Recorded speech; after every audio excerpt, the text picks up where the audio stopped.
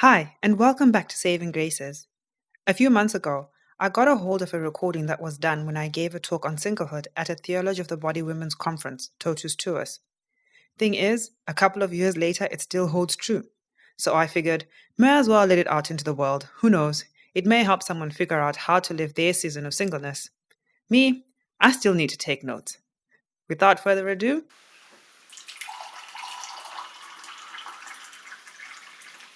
All right, so there's some ladies, we need to cater for all ladies. So we're trying to spread the talks out that each speaker touches on something so that when you leave at the end of the day, you don't say to your mom, you took me there, but they're talking about old people stuff.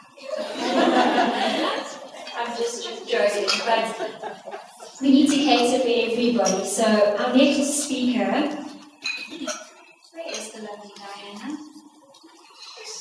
She sits, yeah, she's right here.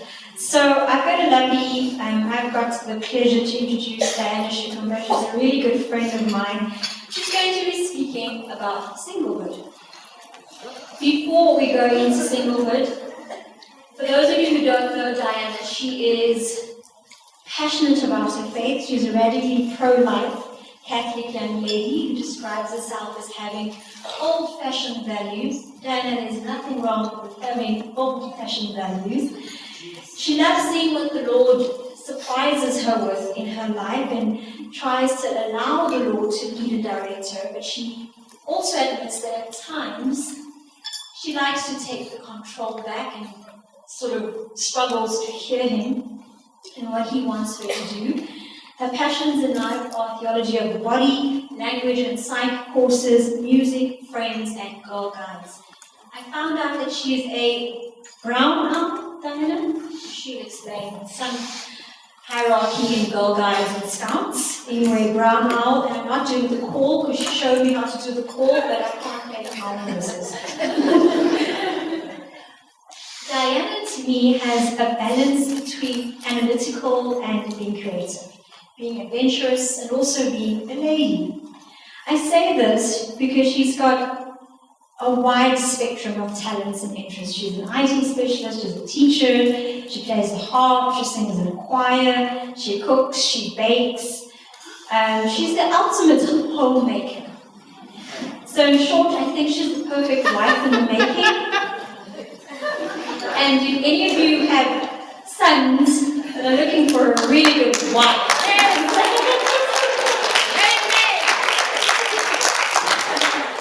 I just had to put it out there because, all the priests are trying to find a husband. Diane and I have been on many youth retreats together over the years and on pilgrimages, and I must say, she's the only person I know well, firstly, she's the last one to get up. And she'll say, Andy, just, what time do you need to be up? Okay, when everyone's down, you call me. She can jump out of the bed, get showered, put lotion, do her hair, get dressed in about 15 minutes, and still make her way to the breakfast hall or the prayer chapel, looking as calm as ever. I think her current ambition is to try and do that in 10 minutes. Can we give Diana a round of applause?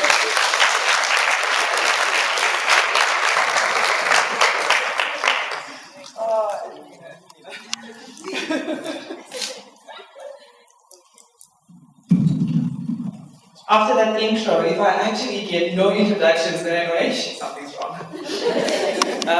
Yeah.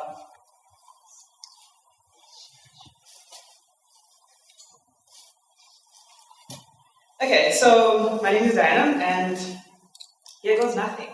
How many of you listen to Matt Strand, Jason Everett? Emily Stimson? Okay, cool. Not me, which is perfect, because then I can use all of their jokes and all of their analogies and seem pretty clued up. Basically, what I'm saying is that nothing I'm going to tell you today is original. I mean, seriously. About 2-3 months ago, I'm not so sure exactly, when Rina asked me to pray about being a speaker and to give a talk on singlehood, and those of you who know me will know that I love the spotlight. But for the first time I can remember in a very long time, I felt trepidation more than excitement. Why, you ask? Well, it's not as if I am not an expert on the subject. After all, I've been single for 33 years, 361 days. To be exact, she said to speak of my experiences. If I had any real, tangible experience, I'll be at the back there with my Baba. But I reckon that she wanted me to speak of my lack of experience, to speak of my struggles. So that's what I'm going to be talking about, a little about anyway. Then I maybe thought, maybe does she want me to talk about dating? And I was like, whoa, Tyler, let me stick to things you actually maybe have a bit of experience in. So, yeah, here we go. So I'm going to be talking about how I deal with the state of being a single lady whose vocation is not a religious one, who's not religious, not a religious life. I don't deal well sometimes, hence the reputation, and I have no magic silver bullet for those also seeking the one. If anyone finds it, let me know, I'll be first in line. So like any good Generation X, I went online and asked Uncle Google, and voila, my talk was born. So Emily Stimson, Beth Novi, Greg and Lisa Popcak, Melinda Semis, they're all over this talk. It's actually more theirs than mine. So here goes.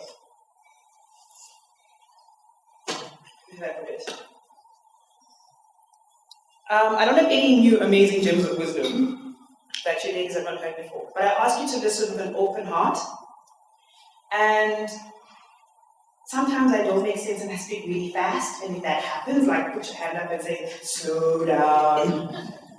But to all the women here, 18 up, to those not even thinking of vocation, to those who are trying to discern or don't even know if they should discern, those in my boat who are single and waiting to be found, those sisters who are blessed and content in their religious habits, those happily married, those married and wondering, why the heck would she be wishing her single life away? And those married and shaking their inner heads at me and saying, girl, you're going about it the wrong way. So to everyone here, I just hope that in the next 26 minutes or so, I can give you a glimpse into my life and hopefully to the lives of other singles. And also this insight will be able to say to you, like at any stage of our lives, how can we live and act justly, love, mercy, and walk humbly in our own real life situations and capacities. So let's start talking first about the pressure. How many of us have been bridesmaids before? Once? Twice? 3 times? 4 times? 5? 6? 7? Everybody together! Bridesmaids 7 to 9. And no, I don't have any of the dresses. One of those times I was a bridesmaid. But from a young age, depending from where you come from, there are some cultural expectations of marriage. Either we should all get married because it's the right thing to do, or don't get married. Men are so not worth it, you can just have your baby. Or get married, and if it doesn't work out, find another one. I asked my housemate what she would like to hear in a talk to single women. She said she wanted to hear that being single is not a disease that can be cured by having a man. That there's nothing wrong with being single. Since when did it become so difficult to actually tell people, I'm single? The older you get, the harder it gets. I mean, the pressure is real. For most of us, there's this culturally embedded expectation that everyone is just destined to be married. And that there's this subsequent myth that life is not complete until you say, I do. And there's the even more painful suggestion that there must be something wrong if you're not in a committed relationship. These cultural myths about single life, they're everywhere, even at church. I mean, marriage is sometimes so exalted that singles feel an undue pressure to find the one, which can cut short the necessary discernment worthy of any vocation. Others begin to feel excluded from parish life because they don't have kids in catechism or they are not in the crowd at least once in a while. I've lost track of how many people have dropped the not so subtle hint that I consider religious life. I have. Not to mention a litany of scripture verses that seem to validate marriage as the better choice. So, how do you deal with all of that? More and more stats show us that people are getting married later, and that our mothers and grandmothers did not have to deal with issues that we deal with now. We were hard to wait until marriage. Their decisions were easier, and the decisions we make and the habits we form will affect our future marriages and the men that we marry. So I'm going to talk about Emily Stinson. She's like one of my favorite Catholic people. And she wrote this book, go look it up. So she proposes 3 principles to live by. She says, holiness, not our husbands, is the goal of our lives. That God has something for us to do right now, and He expects us to do it well, and that the means for joy in life are always sufficient. I'm not going to break down each one after the other, but throughout the rest of my talk, you will get a sense of this, that we have to understand that holiness is what we strive for, not a husband. That's not numero uno goal. The greatest gift the church offers single people is a place to belong. God calls us, and He takes us where we are. And singles need to be reminded that our presence among the body of Christ is sufficient in its own. For single people in particular, there's great comfort in knowing that God beholds the entirety of our lives. We each bring a unique set of gifts, passions, personal history, and a myriad of relationships. But there's so much more to a single person and their state in life. Our belonging to God, our holiness, this universal call to holiness, it's certainly not dependent upon our marital status. But we like to act like it does sometimes. So building on this universal call to holiness, the church's understanding of vocation provides a wide vision for singles. Whether we are single or married, male or female, old or young, gay or straight, our fundamental call as Christians is a call to love. Our Lord warns us in many ways, in different parables, against negligence, carelessness, and half-hearted love. A loving heart is a vigilant heart, both over itself and over others, because God also expects us to be watchful and on guard over those who are especially united to us by the bonds of faith, the bonds of blood, the bonds of friendship. How do we begin to express this love that is all-consuming, to feed it for God and then for the people around us? The Bible says that back then, they knew they were Christians by their love. I mean, whoa, think about it. That's mind-boggling. When was the last time you met a person and you say to yourself, that must be a Christian because he has Christ's love shining out of them? I mean, we can begin to be that light, that radiance we were talking about earlier, by slowly acting justly. Don't do wrong. You know when you're doing wrong. Serve others. Do not allow injustices. How many times do we allow someone to badmouth another and just stay away, look the other way? Oh, it's not my business, How many times do we gossip and slander another? When we say love, mercy, walk humbly, it's like, don't let pride be the stumbling block between you and God, between you and others. Yeah. But then we have real problems here, why are there more girls looking and we're all good guys? We have to deal with that, right? So I have this app, it's called Echo. It's a prayer app. I think it's my housemate who says that I have an app for everything. She's only slightly exaggerating. This app, Echo, allows you to put prayer requests and prayer intentions and then reminds you to pray them if you set a reminder. I have 2 prayers in there that I pray every day. One is a future spouse prayer. Yes, that's a thing. The other is a list of women I know who want to get married. I've had this app for a while, about 2 years. No one has come off that list in 2 years. I've been added to it. I mean, why? There's a shortage of men around us. I mean, demographics say only slightly 51% women, 49% men. I mean, The main reason we're here is because we have made a choice. I mean, all the single women in here, we're beautiful. Like, if we wanted any odd marriage, we'd be married now. If all we wanted was a husband, any guy, we'd find it just like that. The problem is we want the right marriage, to the right guy who will bring us closer to God, to our holiness. The challenge then, it seems, is the standards myself and all these other ladies have set.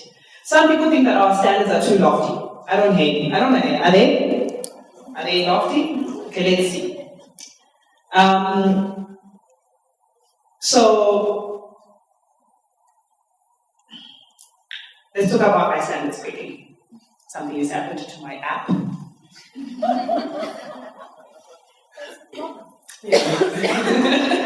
Okay, so when we talk about lists are very simple. Lists are what you take to the grocery store. I need to buy some milk. I need to buy some eggs and some bread, something for the table. Standards, on the other hand, are what you use to evaluate quality. So you go into the store and you take a look at the eggs and you decide, these eggs are way too small to be costing that much. I'm not buying those. That milk has expired and that chicken was made in a like the factory that had salmonella last week, so I'm not buying it. So you use standards to evaluate quality. And we're saying that you need standards in able to actually say and look and say to this man that I'm dating or want to date, would this be a man who is able to mature and will help us, our relationship, mature into a healthy Christian marriage? So, what are those standards? I'm borrowing my standards again from Emily. And the first standard, like when she said the standards, I was like, oh my gosh, that's exactly what I'm always telling people, and nobody actually says it the way that, I was excited. So, the first standard is that he has to be free to marry in the church. If he's not free to marry, he's either married or dating or something else going on. So, I mean, that in itself is easy enough, but you're surprised how many times you get asked out by a person who's already married, who is engaged, or people who just say, you know what, he's got issues and he's like fighting all of this and that, with his exes, and you're like, but is he free to marry in the church? And if he isn't, why even go there, The second standard is that, does he expect me to commit a mortal sin before or after marriage? I want chastity before marriage. I want to strive for that holiness. I want a guy who's bringing me closer to God. So I don't want somebody who's expecting sex before marriage. It's not going to happen. I want a person who understands that my body in itself is beautiful, fearfully and wonderfully made, and that I don't need to put stuff into it to change our fertility, which will be a mortal sin because I'm being closed up to God's life. I want a man who respects my faith and is willing to help me raise my children in that faith. And then it's the rest, the usual stuff, honest, caring, wants to have a family, baths once in a while. And all that stuff. And yet it seems that these standards are now just too high, extremely too high. I mean, the culture thinks that we live in, the culture that we live in says that it's crazy to actually want these standards. But I'm saying these standards are reasonable.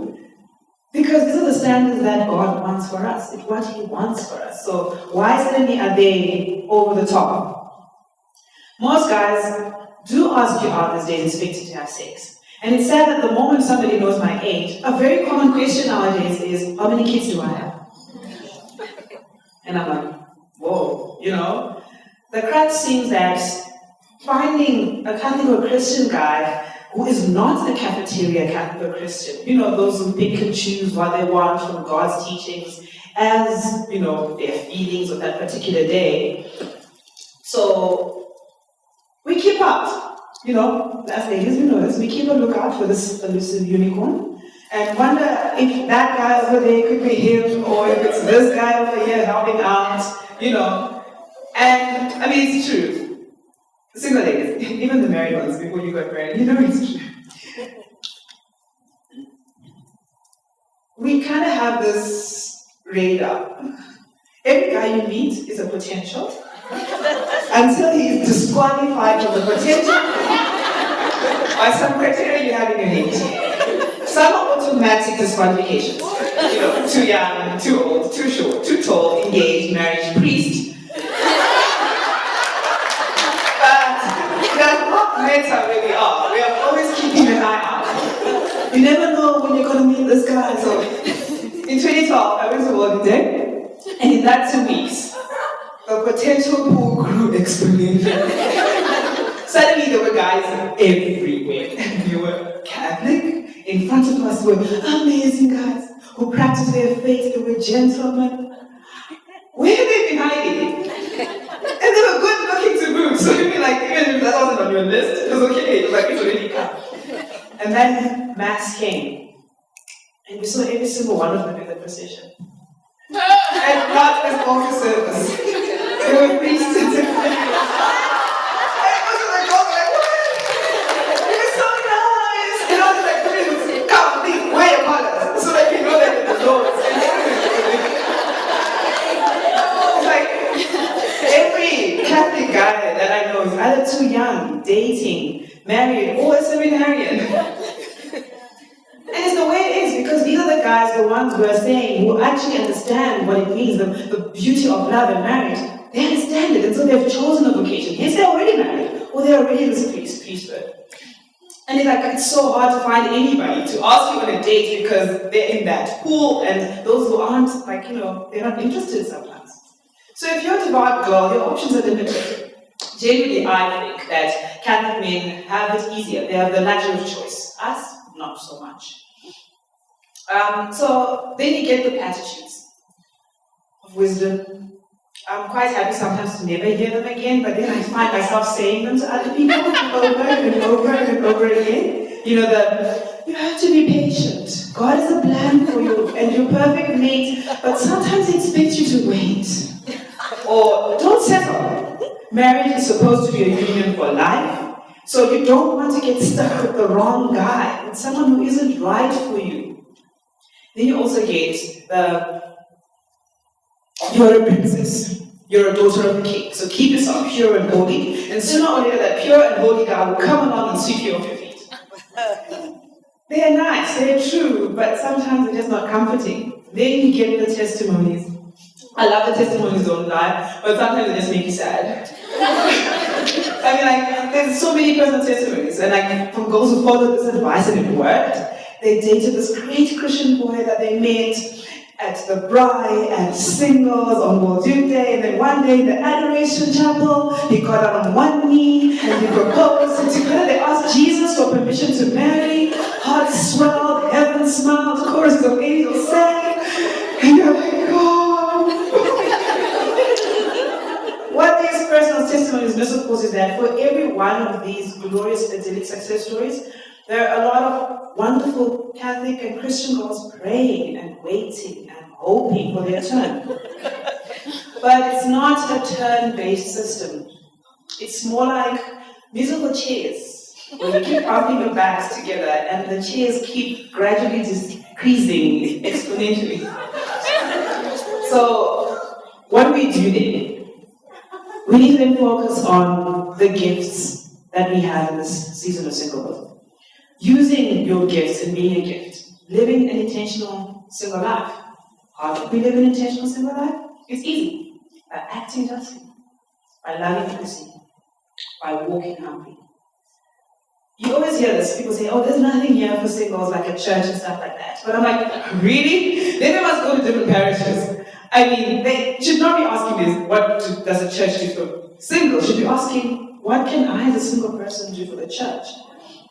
I love this song. I love Audrey Assad, and she has this song called I'm Mary and I'm Martha all at the same time. I'm sitting at His feet, and yet I'm dying to be recognized. I'm more of a Martha, if you haven't figured it out, and yet I sometimes have Mary moments when I listen to God, but they're very few and far between. Father Jonathan once asked me, is there a bus you're not on in this church?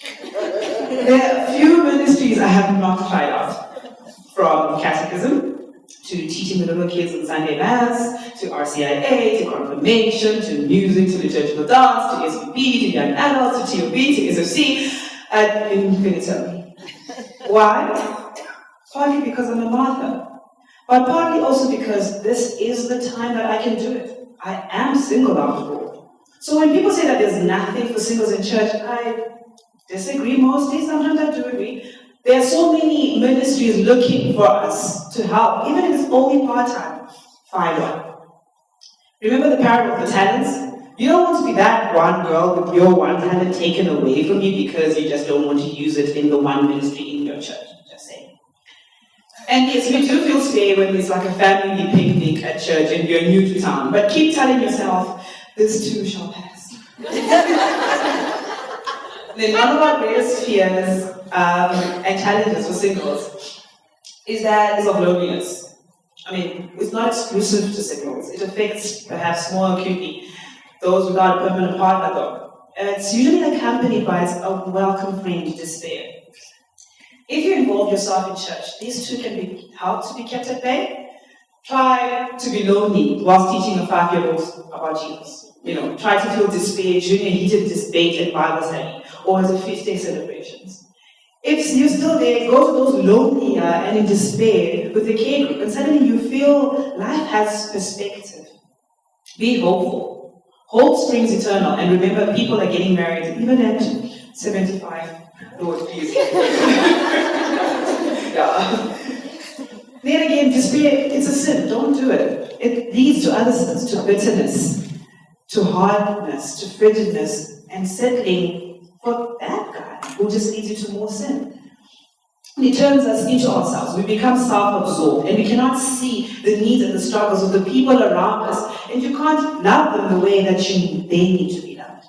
So a life of prayer also can go a long way towards overcoming loneliness and leading us to a greater appreciation of solitude, which is the ability to be at peace with our aloneness.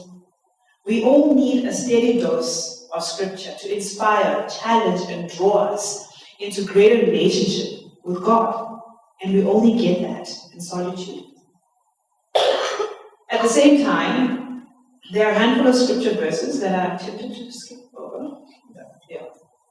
Glorify God with your life. Be responsible for yourself. I mean, for most of us at my age, we are our own providers. We don't yet have a man to do that. But be the best of who you can be. Work so well that after marriage, if it happens, they will want you to stay. If you want to be a stay-at-home mom or you want to continue with your career, you have that option.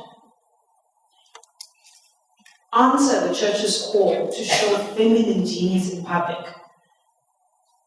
Bring the feminine genius to the workplace. Make people feel valued.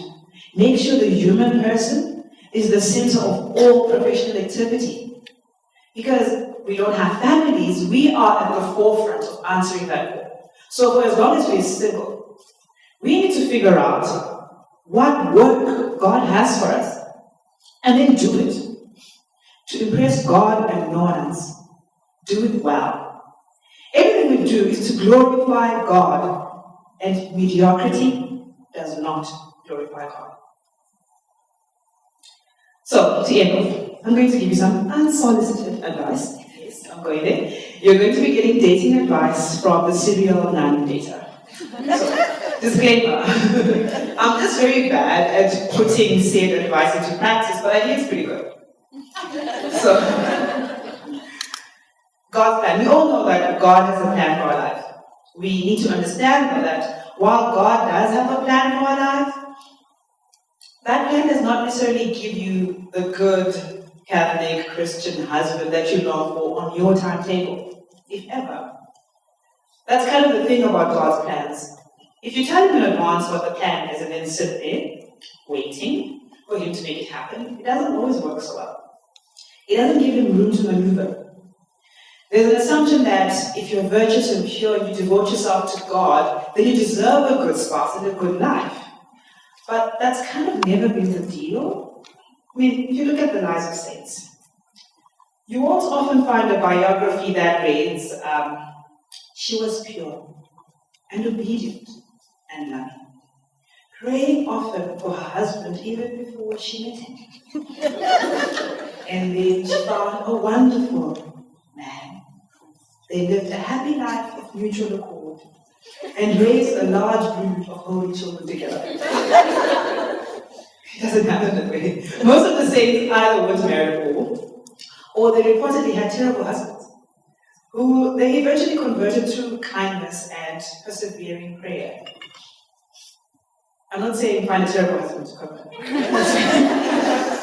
A lot of us are waiting to be found. Emphasis on the waiting and the to be found. I mean, literally, there was a time when I was working from home and I realized that, other than Mass, I had not left the house for 2 months. And in that cell group, somebody made the comment that this amazing man would have to come and break into the house to find me. It's like this guy who dies and rants at God when he gets to heaven. You say, ask and you will receive. I ask every day to win the lotto. You never gave it to me. Why? And God says, my child, you never bought a ticket. I've done the rosary like first fast, 54-day rosary novena, 21 days Daniel fast, St. Joseph and St. Venus, maybe like a St. Anthony one thrown in there to find him, because I mean, it must be me. And every new church I enter, guess which grace I ask for? So I think that asking has been covered well into the foreseeable future. But it's the buying of the ticket that seems to be the problem. We all say that we trust in the Lord and in His providence, and I want to say that doing so is an active process.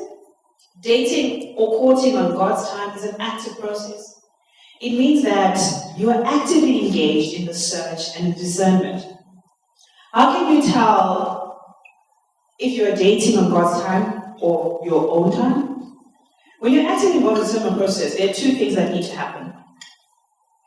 You need to gather information, and you need to bring that information to God. What does that mean?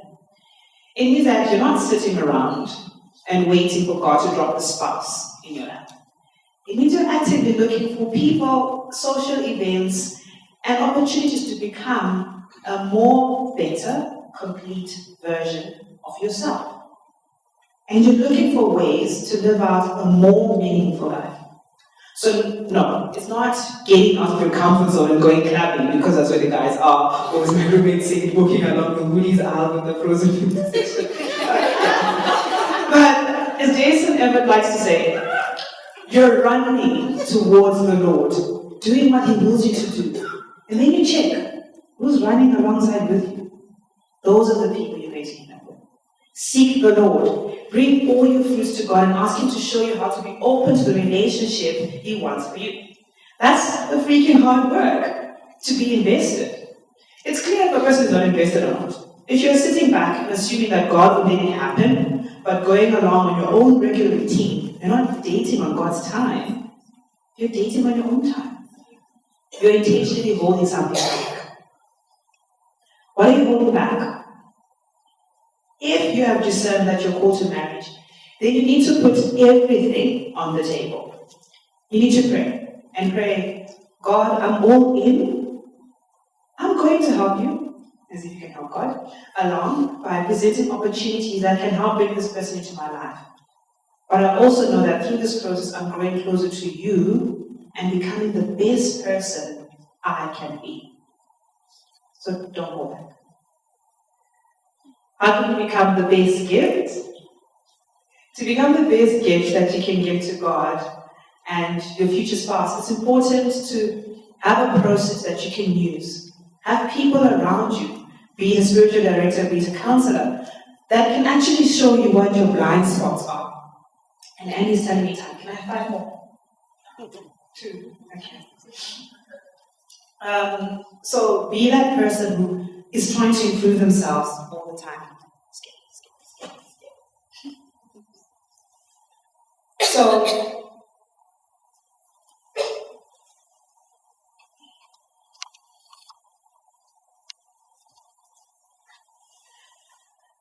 most of the time, I know that God has a good plan for me, and I trust this plan. After all, He is my Father who loves me, and He pursues me with great passion. I believe it.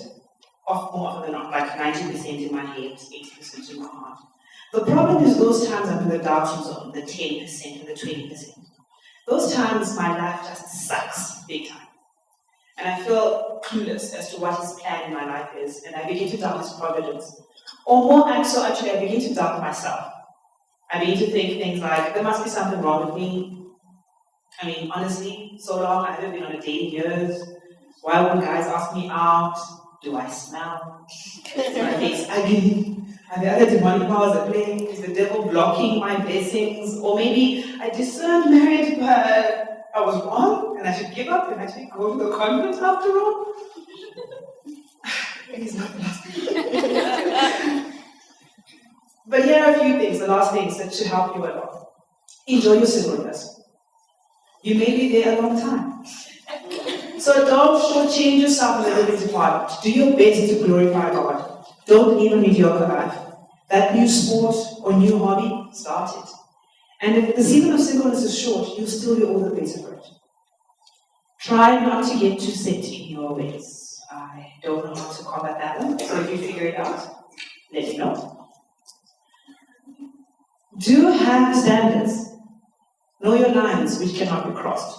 Like he's an addict, abuser, etc. I mean, does not want marriage or kids. Stay away from those heartbreakers. But don't be so stiff as to let a good man pass you by because he doesn't fit a certain mold. It's like the Jews. When the Messiah came, they expected to be a king on chariots and coming to conquer the Romans, and when he wasn't like that, they let him pass them by. Do remember that you too have a call to love and to love deeply. Your friends, your family, and to be an advocate to those who need it. Act justly. Don't missionary date.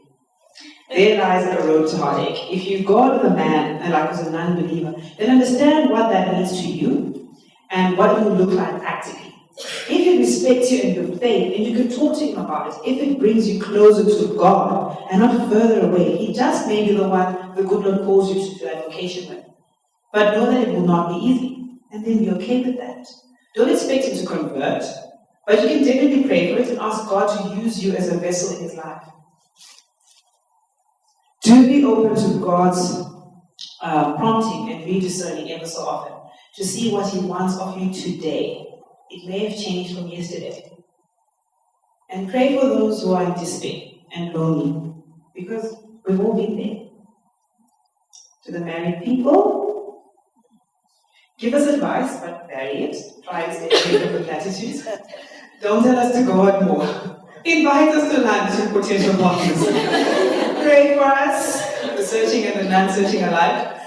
For all of us, that for those that you know that are seeking, that God introduce us to someone you know, and it may be the beginning of something wonderful, and we will make you one of our children's godparents.